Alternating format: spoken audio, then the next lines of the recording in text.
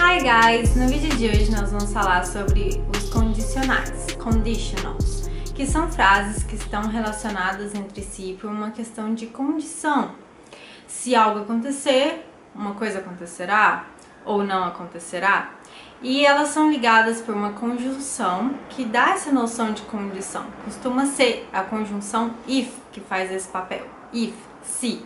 Mas tem várias outras condições que também podem ser usadas, como when, quando, unless, a não ser que, in case, no caso, as long as, desde que, entre várias outras, mas tem que tomar cuidado para ver qual conjunção cabe usar, qual é mais adequada, se dá para usar. Também é importante comentar que em frases condicionais, aquela regrinha do I was, you were, she was, por aí vai, não é seguida aqui, porque é muito comum usar were para todas as pessoas do discurso em frases condicionais. Como, por exemplo, if I were, tanana, if she were, tanana, tá? Pode ser usado if I was, if she was, mas é muito mais frequente o uso de were. Vamos começar falando sobre os condicionais que tem uma classificação bonitinha, seguem um padrão certinho, e depois vamos falar dos outros que não seguem assim esse padrão exatamente. Vamos começar do começo, pelo zero conditional, que expressa uma condição que é certo de que vai acontecer, seja por uma questão de lógica, seja porque é uma questão de lei da natureza, lei universal. Então, por exemplo, fish die if they stay out of the water. Os peixes morrem se ficarem fora da água. E aqui a gente vê a estrutura típica do zero conditional. Temos aí uma das frases no presente simples, e a outra frase que está ligada à conjunção if também está no presente simples, tá? Elas podem trocar de lugar, tá? Não precisa ser necessariamente nessa ordem. A frase começa com if, pode vir no começo, né? Mas segue essa estrutura aí, duas frases no presente simples. Outro exemplo, if you press the button, the machine starts to work. Aí segue a ordem, né? Segue a estrutura, duas frases no presente simples, só que dessa vez o if, a frase do if que começa, né, e tranquilamente pode acontecer. E, claro, tá expressando condição de lógica aí. Se apertar o botão, a máquina funciona. Questão de lógica, zero conditional. Mas é importante frisar aqui que às vezes o zero conditional ele aparece de maneira camuflada, não seguindo essa estrutura certinha. Por exemplo, if you are here at the party, so you left your daughter alone in the house. Se você está aqui na festa, então é porque você deixou sua filha na sua casa, sozinha. E aqui a gente tem uma frase no presente, só que a outra está no passado, fugindo da estrutura clássica. Mas não deixa de ser zero conditional por causa disso, porque está expressando uma condição de lógica aqui. E também é uma questão de jeito de falar, tanto é que a gente pode adaptar a frase para a estrutura clássica. Por exemplo, if you are here at the party, so your daughter is alone in the house. Agora sim ficou com a estrutura clássica certinha. Então assim, prestem atenção, porque às vezes o conditional tá lá, só que camufladinho. Agora vamos para o first conditional, que expressa ações que não aconteceram, mas que podem acontecer no futuro, tem uma possibilidade viável de acontecer. Exemplo, if I have money, I will buy a car. Então aqui está expressando uma possibilidade viável. Estou juntando dinheiro, uma hora dá, vou comprar um carro. E a estrutura que segue a estrutura tradicional do first conditional, que é a frase ligada ao if está no presente simples, e a outra frase ela tem um modal junto com um verbo no infinitivo. E esse modal ele pode mudar, não precisa ser só o will, mas tem que ficar atentos para usar um modal que seja adequado, tem que ser um modal que expressa uma condição viável. No caso aí, o will está indicando uma segurança grande da pessoa de que ela vai comprar um carro se tiver dinheiro. Mas se ela não tiver tão certa assim de que vai comprar um carro, aí é mais adequado usar may ou might. Might indica menos probabilidade ainda, menos segurança ainda, de acordo com muitas pessoas. Então, posso falar if I have money, I may buy a car ou might buy a car. Só que temos outra estrutura também que é possível no first conditional, que é usando um verbo no imperativo. Por exemplo, a esposa falando para o marido: If you have money, please buy us a car. Compre-nos um carro, por favor.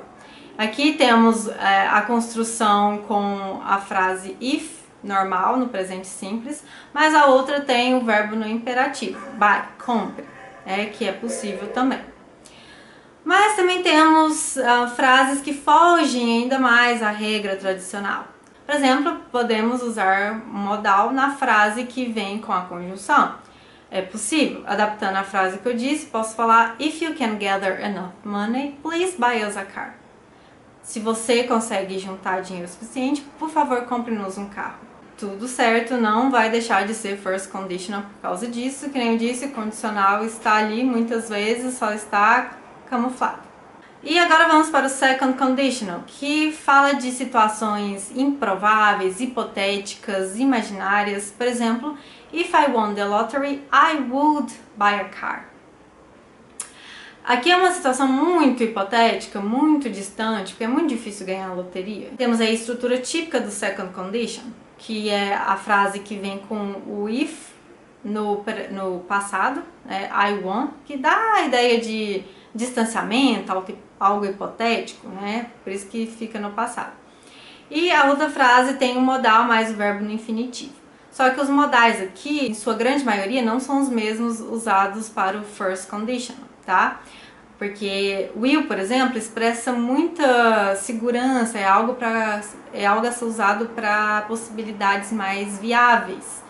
Então não cabe ser usado aqui, por isso que a gente usa would. Can também não é muito usado, para expressar coisas distantes, então por isso que a gente usa could.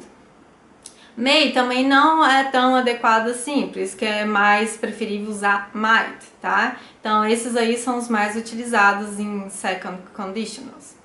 Então eu posso muito bem falar: If I won the lottery, I might buy a car, I could buy a car. Então escolhi o modal mais adequado, mas atendo-se a essa questão de que tem que expressar essa questão de algo distante, difícil, o hipotético. Bom, agora vamos para o third conditional, que é uma condição não realizada no passado, ou seja, já foi, já não tem mais o que fazer. Exemplo: If he had studied harder, he would have passed the year. Se ele tivesse estudado mais, teria passado de ano. Então, já aconteceu, o menino já bombou, não tem mais o que fazer. E a frase que está seguindo a estrutura típica do third conditional, temos aí a frase ligada ao if, que está no past perfect, had studied. Past perfect, lembrando, é uma ação passada anterior a outra coisa também passada. No caso, o fato de o menino não ter estudado o suficiente é anterior ao fato dele ter bombado. E temos outra frase aí que é um modal seguido de have mais um verbo no particípio passado, no caso, would have passed. Mas pode ser outro modal, só que atendo-se ao sentido do third conditional, que é parecido com o do second condition, em certa medida. Algo distante, no caso aqui que nem mais é possível, mais imaginário, hipotético. Então, via de regra, pode-se usar os mesmos modais usados para o second conditional. Would, could, might. E agora vamos para outros tipos de condicionais que fogem essa estrutura bonitinha, essa classificação bonitinha aí que a gente falou. Temos condicionais com progressive tenses, tempos contínuos. Por exemplo, if it weren't raining now, I would go for a walk. Se não estivesse chovendo agora, eu iria caminhar. E aqui é apenas o segundo condicional, só que uma das frases está no presente contínuo. E pode ter uma frase no presente contínuo ou as duas. If it is raining here now, then it was raining in the other part of the town hours before. Se a gente parar para pensar, isso aqui é um zero conditional, porque tem uma relação de lógica aqui. Também temos os mixed conditionals, os condicionais misturados, tá? Não, tem o second com third, o first com second, por aí vai.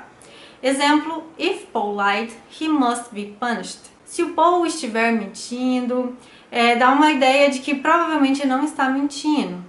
Mas a segunda parte da frase já dá uma ideia de first conditional. Ele será punido, uma coisa mais concreta. E juntando os dois dá a ideia de que, embora o Paul provavelmente não esteja mentindo, se ele estiver vai ter que ser punido. Outro exemplo. If I spoke English, I would have got the job. If I spoke English. Se eu falasse inglês, second conditional, situação hipotética. I would have got the job. Eu teria conseguido o trabalho. Terceiro condicional, que é uma situação que já passou, né? Não tem mais o que fazer. Juntando os dois, dá a ideia de que numa situação hipotética eu poderia ter conseguido aquele trabalho que eu já tentei e não consegui. E é isso, gente. Espero muito que vocês tenham gostado. Beijinhos e tchau, tchau!